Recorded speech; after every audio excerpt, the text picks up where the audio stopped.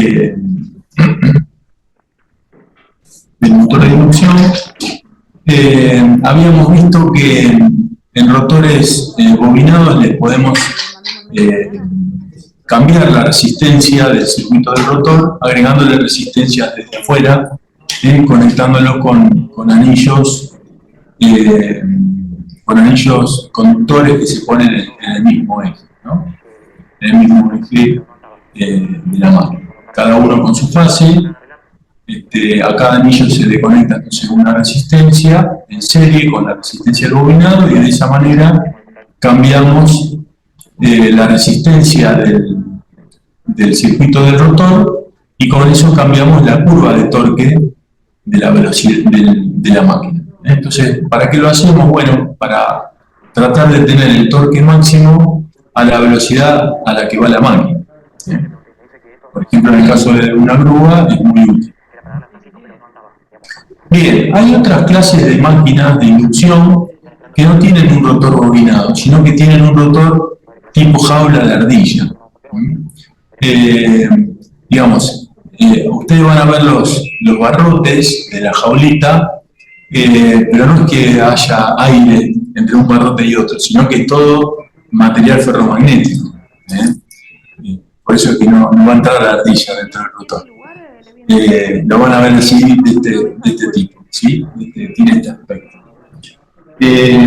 Pero bueno, con este tipo de rotores no tenemos la posibilidad de añadirle resistencias, porque no es que tenga estos rotores, no se diferencian los tres circuitos de las tres fases, digamos, en el rotor. Es una sola jaula. Entonces, no hay manera de incrementarle la resistencia con anillos conductores, con anillos rozantes, ni ninguna otra cosa. Pero sí, lo que se puede hacer es cambiar la forma de las barras, con barras más finas, más gruesas, barras más cerca del eje, más profundas o más cerca de la superficie. Se cambian los parámetros resistivos e inductivos de ese circuito del rotor. Vamos a estudiar un poquito eso. Todo perfecto, pero antes también la resistencia con los anillos. Sí. Teniendo solo 3 anillos, ¿cómo hacen para que se igualen la resistencia? Tengo 3 anillos porque tengo tres bobinados en el rotor, distintos, uno para cada fase. Entonces, están conectados en estrella. Digamos, los 3 bobinados en un punto se juntan, pero en el otro extremo tengo los 3 anillos separados. Entonces, yo le puedo meterle una resistencia en serie, toco el anillo, entonces me queda en serie con todo el circuito, la fase esa del rotor. Necesitaría 3 resistencias iguales, siempre se conectan 3 resistencias iguales para que el rotor me quede con la misma resistencia de las 3 fases. ¿Entiende?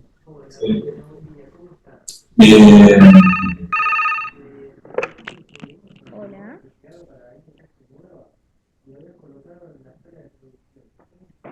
Buenísimo. Del otro lado de las resistencias, supongo que va unido también el circuito. Fue al final cuando... Sí, así no viene... Para que se cierre la espira, digamos, de cada fase. Que trabajen tranquilos. A ver, vamos a ver si hay algún circuito por ahí que se pueda ver. Y en el caso de la jaula de ardilla, yo tengo todas barras paralelas prácticamente, y están unidas en la parte de arriba y en la parte de abajo. Entonces, la corriente circula por las barras y están todas comunicadas, digamos. Barra con barra está separada por el material ferromagnético, que no es buen conductor. La barra puede ser de aluminio, en este caso parecería que sea de aluminio, pero puede ser también de alguna otra aleación. Bien, entonces, fíjense que se le puede cambiar la forma de la curva del torque a estos rotores. La típica curva quizás sea esta, con un torque de arranque más bajo. Yo puedo lograr un torque de arranque más alto con este tipo de curva, con mayor resistencia. Y puedo hacer algo intermedio que me dé una cosa así, según la aplicación que necesito. Vamos a ver un poquito distintos tipos de rotores. Fíjense, si yo esa jaula de ardilla la veo así de punta, tengo estas 4 clases. Se le llaman clase A, B, C y D. Los 4 tipos de rotores que me dan distintas curvas de torque de la máquina.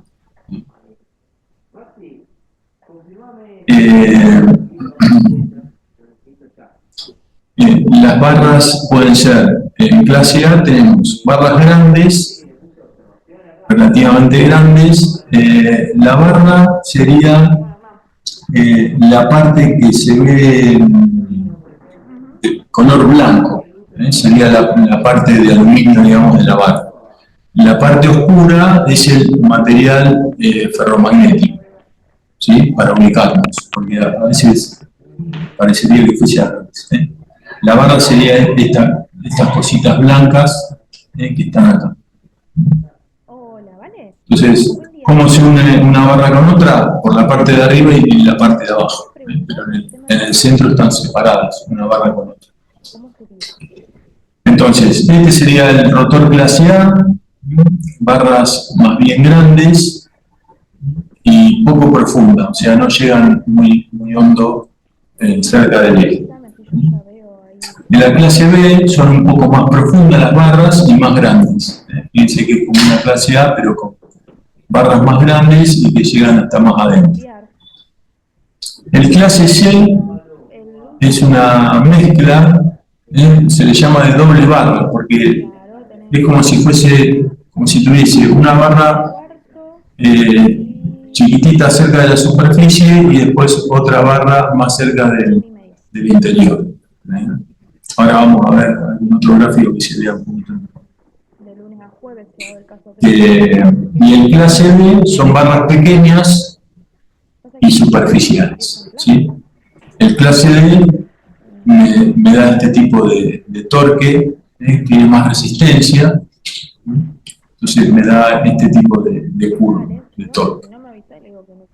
El clase A me da esta curva, y el clase B y C son un poquito intermedios con respecto al torque de arranque y con respecto al torque final y el deslizamiento.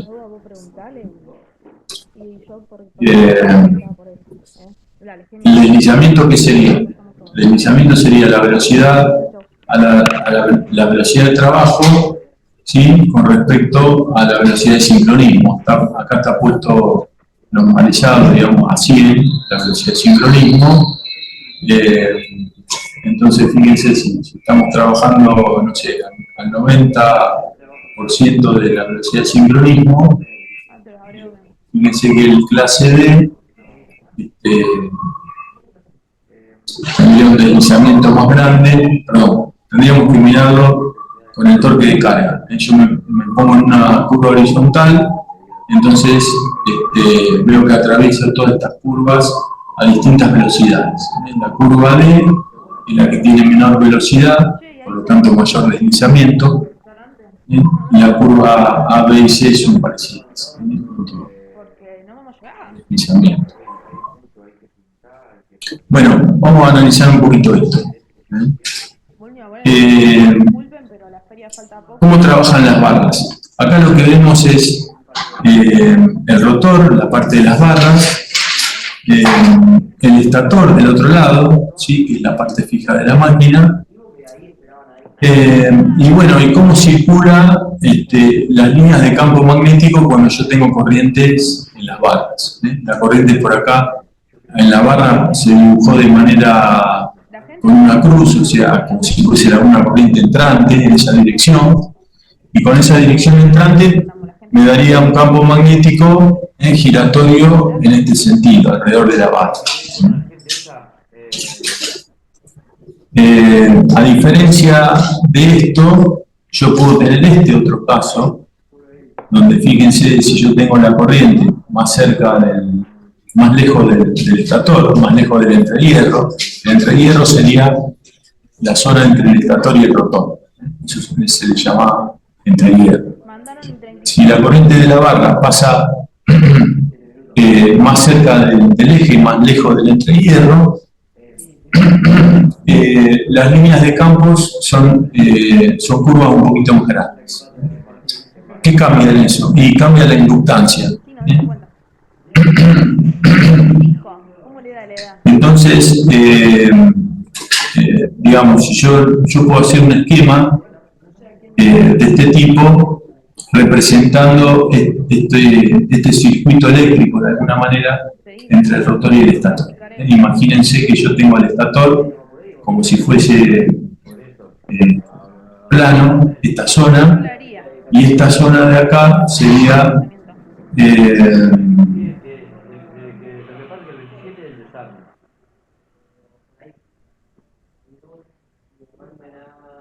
no, ya el otro lado del circuito, claro. Todo el circuito de las barras sería toda esta zona comprendida por resistencia e inductancia. Estas serían una barra, todas estas barras en forma así paralelo, digamos, una barra con otra.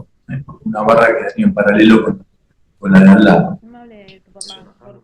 ¿Qué sucede? Fíjense que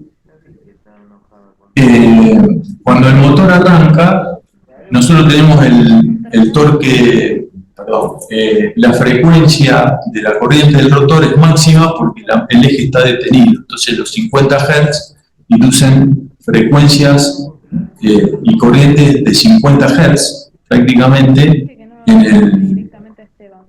el circuito del rotor. ¿Sí? Estas corrientes que aparecen acá en el momento del arranque serían de unos 50 Hz. A medida que la máquina se va acelerando, yo veo menos variación de ese campo magnético, entonces la corriente por las espiras tiene una frecuencia más baja.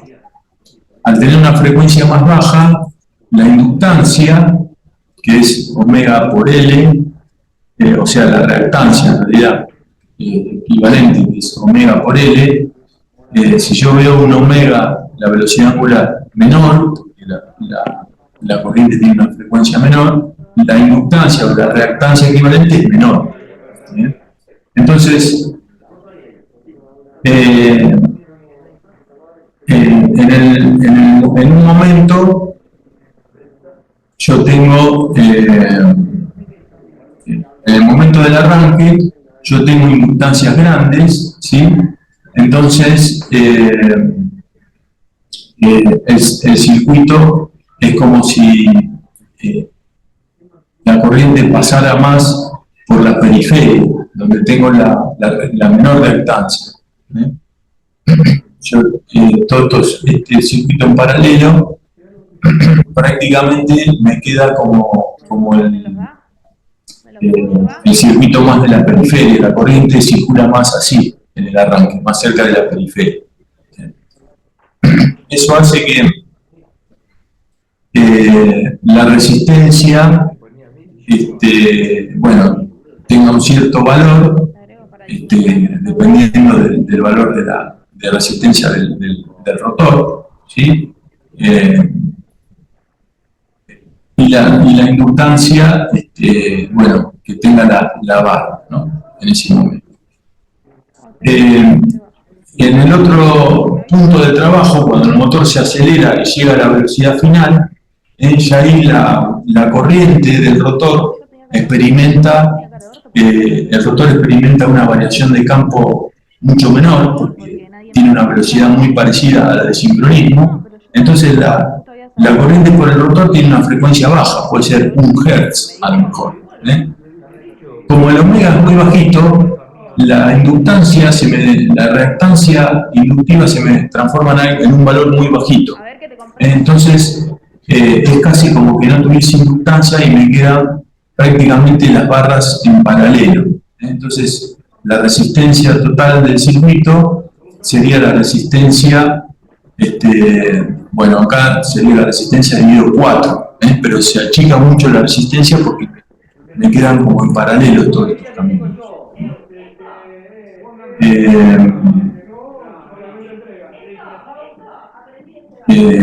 Eso hace, bueno, que la resistencia sea menor cuando estoy cerca de la velocidad de sincronismo. ¿Para qué me interesa eso? Bueno, si tengo menor resistencia, voy a tener también menores pérdidas, entonces el motor es más eficiente. Como se queda trabajando allí cerca de la velocidad de sincronismo, a lo mejor varias horas, bueno, tiene una gran eficiencia, tiene pocas pérdidas. Bueno, digamos, ¿cómo le cambio esos valores de resistencia y los valores de inductancia? Construyendo barras de distinta profundidad y de distinto tamaño. Esa es un poco la idea. Entonces, acá vemos otro esquema del rotor clase A, tendría barras de este tipo. El rotor clase B tiene barras más profundas, ¿sí? de esta forma. El rotor clase C, en clase B podría ser también con este tipo de barras parecidas. Clase D, que es como si tuviese dos barras, ¿sí? Entonces, en el momento del arranque, funciona más esta barra cerca de la superficie. Cuando me acerco a la velocidad final de sincronismo, trabaja más esta otra barra, de menor resistencia. Y clase D, bueno, tengo una barra superficial y pequeña, ¿sí? Bueno, eso hace las distintas características. En clase A se le llama diseño estándar, torque de arranque normal, pequeño deslizamiento a plena carga. Se condice con la curva que vemos acá, torque de arranque más o menos bajo, y a plena carga un deslizamiento bajo también. Niños, ¿cómo andan? El deslizamiento es menor al 5% cuando está a velocidad final. El torque máximo, 2 o 3 veces el torque de plena carga.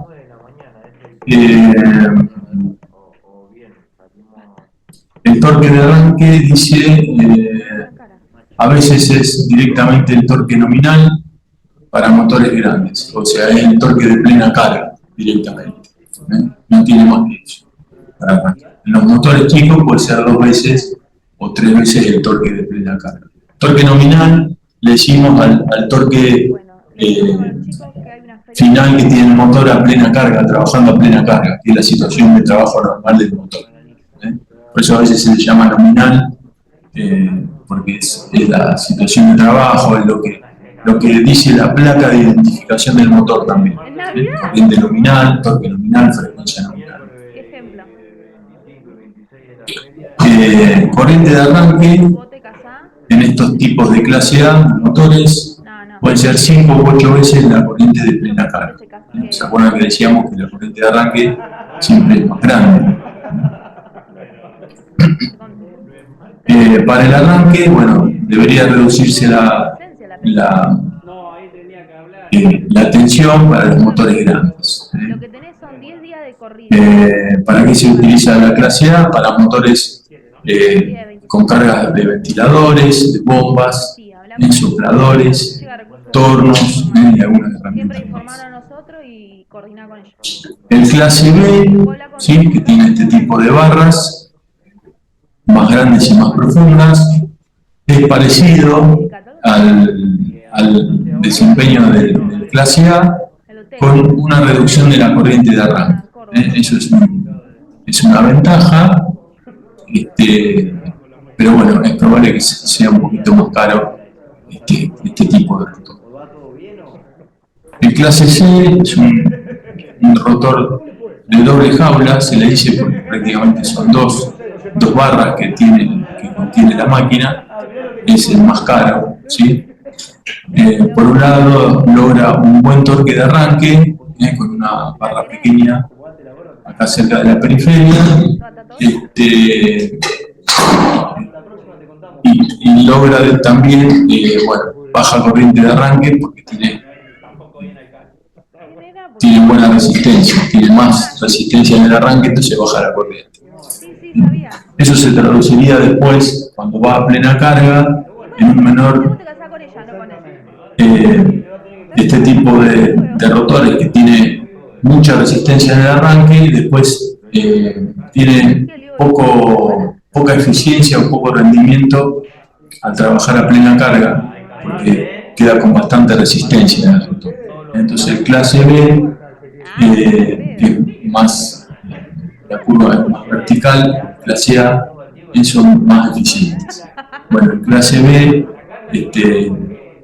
en general tiene menor, por esa barra más grande, tiene corrientes un poco más chicas en el arranque. Gracias por tanto. Bueno, disfruta. El clase C, como decíamos, doble jaula, ¿sí? Cuando llega a la velocidad cerca del sincronismo, trabaja más la barra de adentro, entonces baja la resistencia del circuito del rotor, la resistencia equivalente, digamos, y con eso logra una mejor eficiencia. El clase D, el que tiene mayor resistencia, por eso el que tiene mayor torque de arranque. El deslizamiento es alto después cuando va a plena carga. El deslizamiento puede estar entre un 7 y un 17%. Son los de mayores deslizamientos. ¿Para qué se utiliza estos torques grandes? Para prensas. Estas prensas tienen un volante de gran inercia, es una masa giratoria de gran inercia, y en el momento que hay que la prensa tiene que ejercer la fuerza, mecánicamente se conecta ese volante con la cuchilla, digamos, entonces logra la gran fuerza de la prensa. Bueno, en conclusión, distintos rotores para distintas clases de curva, torque, velocidad que necesiten. También me gustan los superhéroes. Bien, otro aspecto, se puede hablar de las tendencias de diseño de los motores. En los motores viejos tenían más esta forma, y ahora se intenta el diseño ya con computadoras y demás. El motor tiene más este aspecto, es más largo en el sentido del eje, no tiene tanto diámetro. En cuanto al diseño, hubo un cambio. Al principio se diseñaba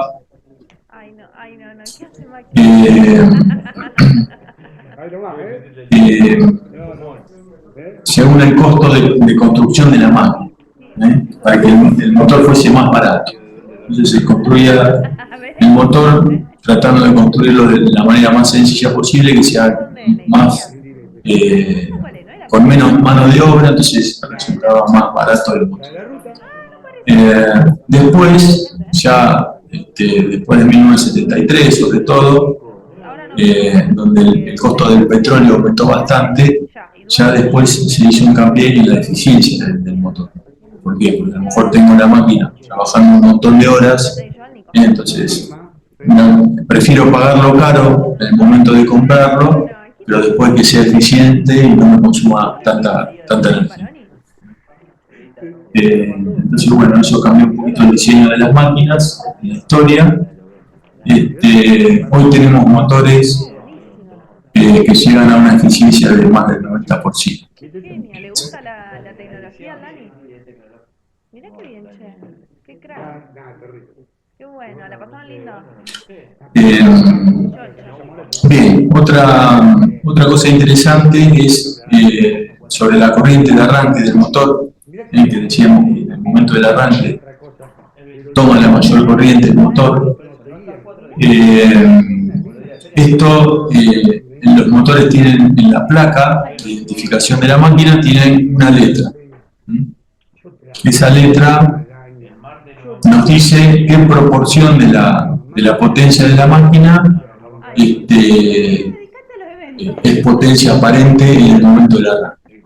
O sea, de alguna manera es el cociente entre la potencia aparente y la potencia a plena carga de la máquina.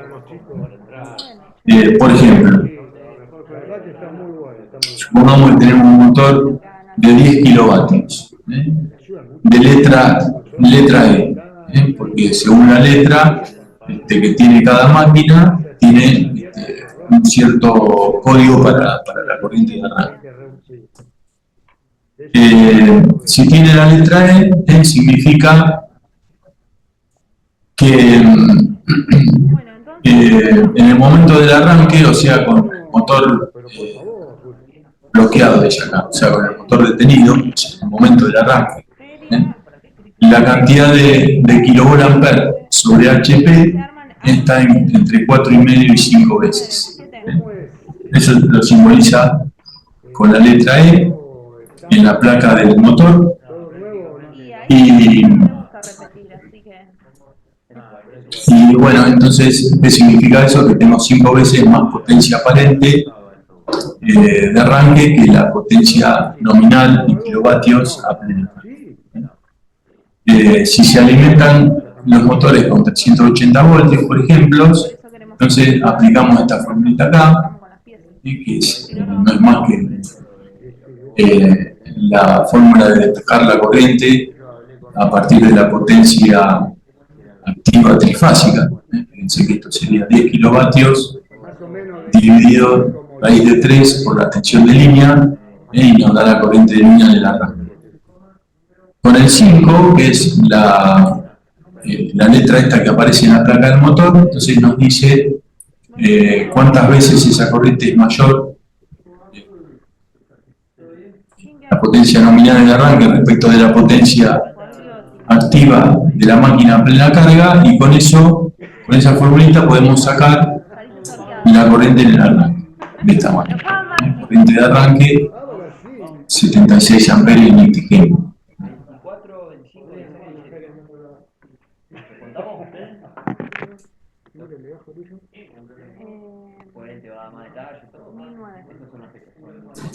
Bueno, ya que el arranque es un momento problemático en la máquina, ¿cómo hacemos para reducir la corriente del arranque? ¿Sí? Bueno, hay un par de técnicas, ¿sí? Puede ser reduciendo la resistencia o reduciendo, aumentando la resistencia, agregando resistencia al circuito del rotor, o bajando la velocidad, el voltaje. Por ejemplo, en lugar de hacerlo arrancar con 380, lo hago arrancar a 220, alimentándolo en estrella. Bueno, esto lo vamos a ver.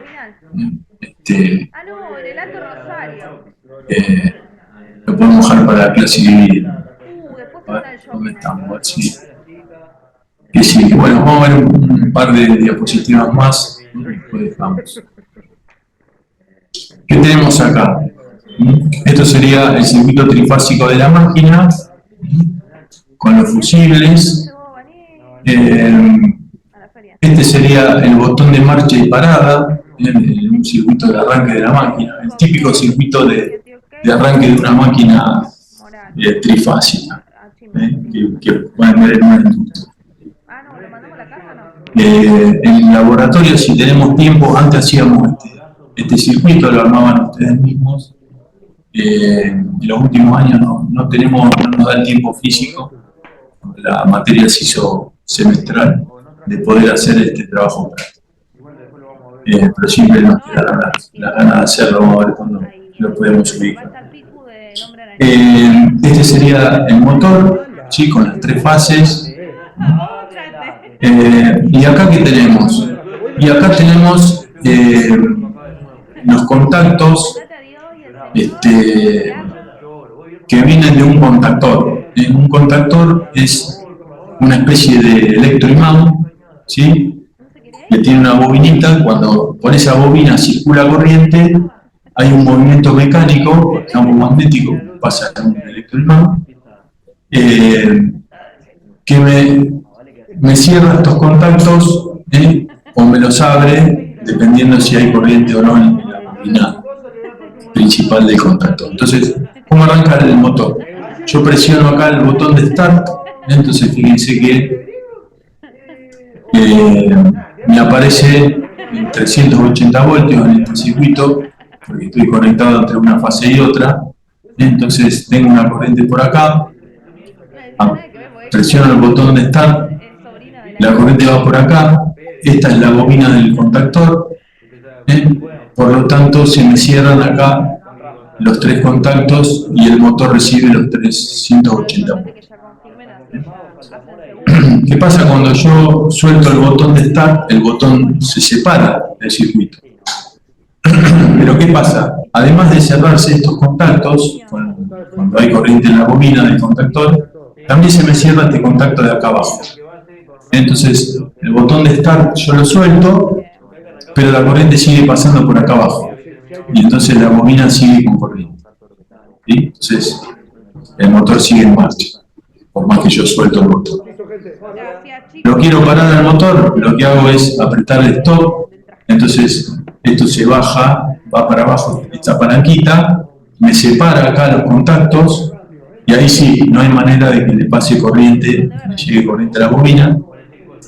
Si no le llega corriente a la bobina, no tengo campo magnético, se me abren estos tres contactos de las fases, el motor no recibe más tensión y se detiene. Una vez que yo suelto el botón de stop, el circuito se cierra nuevamente, pero este ya está abierto, porque no tenía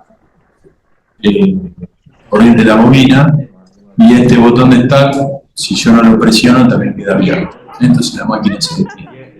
¿Sí? ¿Se entiende? Bueno, yo diría dejar de acá. Dejemos acá por hoy. Todavía nos queda un pedacito del apunte bastante largo. Vamos a dedicarle una clase más para poder terminar la teoría. ¿Sí? El parcial, bueno, tienen que terminar la práctica esta práctica de motores de inducción. No sé si la han empezado. No, porque Beatriz está enferma, ¿no? Sí, el lunes me avisó que no estaba bien. El parcial quedó, me parece, para el 9 de octubre, una cosa así. En el EVA, ahí, fíjense que está en el EVA del 2024. Profe, Sí. una consulta. En el caso de la clase D, el rotor de cable de ardilla, clase D, tendría más pérdidas por histéresis que los demás, ¿no? Al tener mucho más núcleo. Vos sabés que no hice nada, no encontré nada de eso. El clase D tiene este tipo de rotor.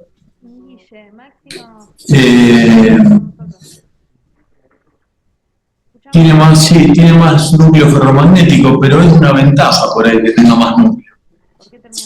Claro, sí. Sí, para tener más torque sí, pero tendría más pérdida, tendría más consumo. También. Si tiene más núcleo ferromagnético, tendría menos pérdidas por histéresis, porque la densidad de flujo sería menor, digamos. Yo tengo la misma cantidad de flujo, pero repartido en más hierro. Entonces, el hierro no está tan exigido. Ese sería el principio físico, me parece. Perfecto, entonces, gracias, profe. Nada. Bueno, bien. Bueno, seguimos la clase que viene, ¿sí? Profe, gracias. Nos vemos. Buena semana. Gracias. Profe, gracias. Chao, chicos. Gracias. Ustedes, buena semana.